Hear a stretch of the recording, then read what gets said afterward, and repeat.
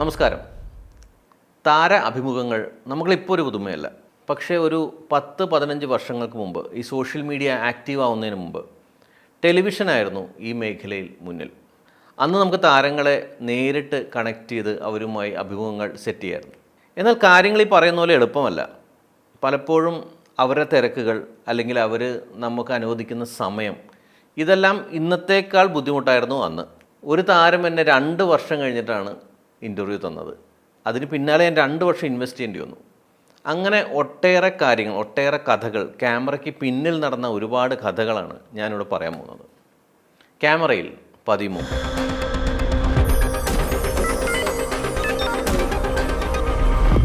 ഈ പേര് കേൾക്കുമ്പോൾ പലപ്പോഴും പലരും എന്നെ ചീത്ത വിളിക്കാൻ സാധ്യതയുണ്ട്. കഥ വേറെയാണ്. 2010 മനോരമ ന്യൂസിൽ ജോയിൻ ചെയ്ത് 2 വർഷം തികയുന്ന വേളയിലാണ് ഒരു ക്രിസ്മസ് പ്രോഗ്രാം ചെയ്യണമെന്ന് എൻ്റെ ഹെഡ് എന്നോട് പറഞ്ഞത്. ഒരു ക്രിസ്മസ് മീറ്റിംഗ് തന്നെയായിരുന്നു, ക്രിസ്മസ് പ്രോഗ്രാം പ്ലാൻ ചെയ്യുന്നത്. ഞാനാണെങ്കിൽ ജോയിൻ ചെയ്ത് 2 വർഷമായിട്ടുള്ളതുകൊണ്ട് ഞാൻ കയറി പറഞ്ഞു, നമുക്ക് മമ്മൂക്കയെ തന്നെ എടുത്താലോ എന്ന്. ഒരു ആവേശത്തിൽ പറഞ്ഞാണ് ശരിക്കും. പക്ഷേ അവരത് കാര്യമായിട്ടെടുത്തു, നമ്മൾ വിട്ടു. അപ്പോൾ പിന്നെ ആലോചന എന്ത് ചെയ്യും, ഇതെങ്ങനെ മമ്മൂക്കയെ കിട്ടും, ഒരു പിടിയില്ല എങ്ങനെ കിട്ടുന്നു. അപ്പോൾ ആ കാലയളവിലാണ് സുഹൃത്ത് സിനു സോഹൻലാൽ ആദ്യമായി സംവിധാനം ചെയ്യുന്ന മമ്മൂട്ടി നാദിയ മൊയ്തു ചിത്രം ഡബിൾസിൻ്റെ ഷൂട്ടിംഗ് പോണ്ടിച്ചേരിയിൽ നടക്കുന്നതായിട്ട് അറിഞ്ഞത്. സോഹനെക്കുറിച്ച് പറയുകയാണെങ്കിൽ ഡിഗ്രിക്ക് ശേഷം ചാർട്ടേഡ് അക്കൗണ്ടൻസി പഠിക്കുന്ന കാലത്താണ് അവനുമായിട്ട് കൂടുതൽ എടുക്കുന്നത്. എന്നാൽ ഞങ്ങൾക്ക് ഇത് വലിയ താല്പര്യമില്ലായിരുന്നു, ഈ ചാർട്ടേഡ് അക്കൗണ്ടൻസി. ഈ പഠനം നടക്കുന്നത് സെൻറ്റ് ആൽബർട്ട്സ് കോളേജിന് 100 മീറ്റർ അപ്പുറത്തുള്ള സരിത സംഗീത തിയേറ്ററിലായിരുന്നു. അതിലെ ഒരു ഷോയും ഞങ്ങൾ പലപ്പോഴും മിസ് ചെയ്യാറില്ല. നൂൺ ഷോ, മാറ്റ്നി, ഇവിടെയൊക്കെയായിരുന്നു ഞങ്ങളുടെ ക്ലാസ്സുകൾ. കാരണം അക്കാലത്ത് സിനിമ അസ്ഥിക്ക് പിടിച്ചിരുന്ന സമയമായിരുന്നു. CA പഠന വിഷയമായിരുന്നെങ്കിലും സിനിമ എന്ന സ്വപ്നമായിരുന്നു ഞങ്ങൾ രണ്ടുപേരും മനസ്സിൽ. മമ്മൂക്കയിലേക്ക് തിരിച്ചു വരാം. അങ്ങനെ സോഹനെ വിളിച്ച് മമ്മൂക്കയുമൊത്ത് പ്രോഗ്രാം വേണമെന്നുള്ള കാര്യം ചർച്ച ചെയ്തു. സംഭവം സെറ്റ്. ഉറപ്പാക്കാൻ മമ്മൂക്കയുടെ സ്വന്തം സഹചാരിയായ ജോർജ് ഏട്ടനെയും വിളിച്ചു. ഈ സ്ക്രീനിലും ടി വിയിലും മാത്രം കണ്ട് രോമാഞ്ചം കൊണ്ട നമുക്ക് ഇതൊരു വലിയ സംഭവം തന്നെയായിരുന്നു. കാരണം ഈ മഹാനടൻ നമ്മൾ ആദ്യമായിട്ടാണ് നേരിൽ കാണുന്നത്. അപ്പോൾ തയ്യാറെടുത്തു മമ്മൂക്കയെ കാണാൻ. ഹരം ഉണ്ടായിരുന്നു, ഒപ്പം ഓടുക്കത്തെ ടെൻഷനും. അങ്ങനെ 2010 നവംബർ മാസം രാവിലെ ക്യാമറമാൻ ഇബ്രാഹിം ഖലീൽ, വിനോദ്, അന്ന് സഹ ക്യാമറാമാനായിരുന്ന ധനേഷ് എന്നിവരുമായി അരൂരിൽ നിന്നും യാത്ര തുടങ്ങി. 14 മണിക്കൂറിന് ശേഷമാണ് പോണ്ടിച്ചേരിയിലെത്തിയത്. ഒരു വലിയ കാര്യം ചെയ്യാൻ പോകുന്ന ആവേശത്തിൽ ഹോട്ടൽ മുറിയിൽ ഉറങ്ങാൻ കിടന്നു. തൊട്ടടുത്ത് കിടന്ന ഖലീലിക്ക കൂർക്കം വലിച്ചു കിടന്നുറങ്ങുന്നുണ്ട്. പക്ഷേ എനിക്ക് ഉറക്കം വന്നില്ല. പിറ്റേന്ന് രാവിലെ സകല ദൈവങ്ങളെയും വിളിച്ച് ഷൂട്ട് നടക്കുന്ന ലൊക്കേഷനിലേക്ക് പുറപ്പെട്ടു. ഞാൻ ആദ്യമായി പരിചയപ്പെടാൻ പോകുന്ന മലയാളത്തിൻ്റെ മെഗാ താരത്തെ എങ്ങനെ അഭിസംബോധന ചെയ്യുമെന്ന് എനിക്ക് ഒരു ഐഡിയ ഇല്ലായിരുന്നു. അത് എങ്ങനെ ആയിരിക്കണമെന്ന് പോലും ഒരു പ്ലാനില്ലായിരുന്നു.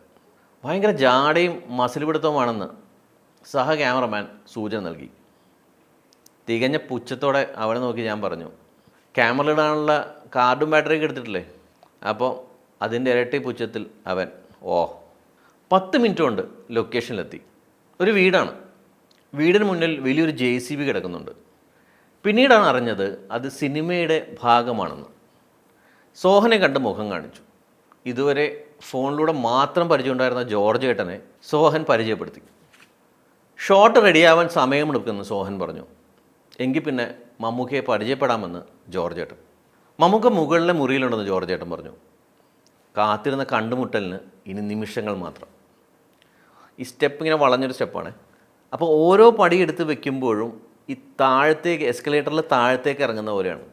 ഇത് പേടിയാണോ ആവേശമാണോ ഒന്നും അറിയില്ല. അപ്പോൾ ആ വർഷം ഇറങ്ങിയ പോക്കീര് രാജയിലെയും പ്രാഞ്ചിയേട്ടിലെയും ഡയലോഗ് ഈ ബാക്ക്ഗ്രൗണ്ടിൽ കിടന്ന് അടിക്കുകയാണ്. മുകളിലെ നിലയിലേക്ക് കയറിക്കൊണ്ടിരിക്കുമ്പോൾ തന്നെ ഒരു ജിപ്പ് ഷോട്ടിൻ്റെ എൻട്രി പോലെ മമ്മൂക്ക ഇരിക്കുന്നു. കയ്യിൽ ഫോണോ സ്ക്രിപ്റ്റോ എന്തോ ഉണ്ട്, എന്നാന്ന് എനിക്ക് ഓർമ്മയില്ല കൃത്യമായിട്ട്. ജോർജ് ഏട്ടൻ പരിചയപ്പെടുത്തി. ഇത് അനീഷ്, മനോരമ ചാനലിൽ നിന്നാണ്. മമ്മൂക്ക ഒന്ന് തലപൊക്കി നോക്കി. അപ്പോൾ ഉള്ളു വരച്ചുകൊണ്ട് ഞാൻ പറയാം, മമ്മൂക്ക സോഹനൻ്റെ സുഹൃത്താണ്. ഒരു ക്രിസ്മസ് പരിപാടിയുടെ കാര്യം പറഞ്ഞിരുന്നു. മമ്മൂക്ക ഓക്കെയാണെന്ന് പറഞ്ഞു. അപ്പോൾ ഇത് ഞാൻ ഒരു വിധമാണ് പറഞ്ഞു തീർത്തത്. ഒരു ആത്മവിശ്വാസം നിറഞ്ഞൊരു വിറയൽ. അത് ആത്മവിശ്വാസം പുറത്ത് കാണിക്കണമല്ലോ. നമുക്ക് ഒരു നിമിഷം എൻ്റെ മുഖത്തേക്ക് നോക്കി. നിങ്ങൾ എന്നോട് പരിപാടിയുടെ കാര്യം സംസാരിച്ചോ? സോഹനോടല്ലേ പറഞ്ഞത്? അപ്പോൾ സോഹൻ്റെ ഇൻ്റർവ്യൂ എടുത്തു. പുള്ളി ഇതും പറഞ്ഞ് മുഖം താഴ്ത്തി പുള്ളിയുടെ സ്ക്രിപ്റ്റ് വായന തുറന്ന്. ഒരു വൻ സൈലൻസ്. ഈ തണുപ്പ് കാലത്തും നന്നായി വേർക്കാമെന്ന് അന്ന് എനിക്ക് മനസ്സിലായി. എൻ്റെ മുഖം ഏത് ഫേസ് ക്രീം തേച്ചാലും പാറി വെളുക്കാത്ത അവസ്ഥയിലായി പോയി. കൈയൊക്കെ തണുത്തിട്ടേ ഒരു എങ്ങനെയെങ്കിലും നിലത്തിരുന്നാൽ മതി എന്നുള്ള അവസ്ഥയായി. എല്ലാവരെയും മുഖത്തിരിട്ട്, പ്രത്യേകിച്ച് ഞങ്ങളുടെ ക്രൂവിൻ്റെ. തൊട്ടടുത്ത് നിന്ന ഖലീലക്കയോട് ഞാൻ പിറുകൊടുത്തു, ഇങ്ങനെ എന്ത് ഭാവിച്ചിട്ടാണ്, ഇത് ശരിയാവില്ല. അപ്പോൾ ഈ പതറി പരിപ്പളകി നിന്നപ്പോൾ മമ്മൂക്ക തലതിരിച്ച് ജോർജേട്ടനെ നോക്കി കണ്ണിറുക്കി കാണിച്ചു. എന്താണ് സംഭവിക്കുന്നതെന്ന് ആലോചിച്ചിട്ട് ഞങ്ങൾക്ക് ഒരു പിടിയും കിട്ടുന്നില്ല. അപ്പോൾ ജോർജേട്ടൻ അടുത്ത് വന്നു, എന്നിട്ട് പറഞ്ഞു, ഇത് പുള്ളി നിങ്ങളെയൊന്നും വിരട്ടിയതല്ലേ, പ്രോഗ്രാമിൻ്റെ കാര്യം മമ്മൂക്കയോട് സംസാരിച്ച് റെഡിയാക്കിയിട്ടുണ്ട്. അപ്പോൾ മമ്മൂക്ക, പേരെന്തായിരുന്നു? ഒരു ചെറു പുഞ്ചിരിയുടെ കേട്ടോ ചോദിച്ചത്. അനീഷ്. ഒരു കാര്യം ചെയ്യും, അനീഷും കൂട്ടുകാരും ചേർന്ന് സെറ്റ് ചെയ്തു. ഷൂട്ടിംഗ് കഴിഞ്ഞിട്ട് ഇൻ്റർവ്യൂ എടുക്കാം. നദിയ മൊയ്തീനോട് സംസാരിച്ചിട്ടുണ്ടല്ലോ അല്ലേ? മമ്മൂക്ക എന്ന മഹാനടനുമായുള്ള സൗഹൃദം തുടങ്ങിയ ദിവസമായിരുന്നു അത്. 2012 ഞാൻ മാതൃഭൂമിയിൽ ജോയിൻ ചെയ്തു. ഓരോ അഭിമുഖം കഴിയുമ്പോഴും ഒരുപാട് കംഫർട്ടബിൾ ആകുന്ന മമ്മൂക്കയെയാണ് കാണാൻ കഴിഞ്ഞത്. 2023 ആയപ്പോഴേക്കും ഒരു 17 തവണയെങ്കിലും മമ്മൂക്കയുടെ അഭിമുഖങ്ങൾ എടുക്കാൻ കഴിഞ്ഞു. ഓരോ അഭിമുഖത്തിലും എന്തെങ്കിലും ഒരു പുതുമ തീർച്ചയാണ്. ഈ ന്യൂസ് ചാനലിലെ പരിമിതിയിൽ നമ്മൾ ക്യാമറ സെറ്റ് ചെയ്യുമ്പോൾ അവിടെ പുള്ളി കാത്തിരുന്നിട്ടുണ്ട്. കാരണം നമ്മൾ 3 പേരെ ഉണ്ടാവാറുള്ളൂ പലപ്പോഴും. അപ്പോൾ സെറ്റ് ചെയ്യാൻ സമയമെടുക്കും. അതുകൊണ്ടാണ് ആ സമയത്ത് തന്നെ പുള്ളി പുതിയ ഗാഡ്ജറ്റ്സ് ഉണ്ടെങ്കിൽ പരിചയപ്പെടുത്തിയിട്ടുണ്ട്. പുള്ളിയുടെ തന്നെ ട്രോളുകൾ കാണിച്ചു തന്നിട്ടുണ്ട്. പലരും ഒന്ന് കാണാൻ കൊതിക്കുന്ന മമ്മൂക്കയെ അടുത്ത് പരിചയപ്പെടാൻ കഴിഞ്ഞത് എനിക്ക് തരുന്ന ആവേശം ഒട്ടും ചെറുതല്ല. മെഗാസ്റ്റാറിന് സല്യൂട്ട്.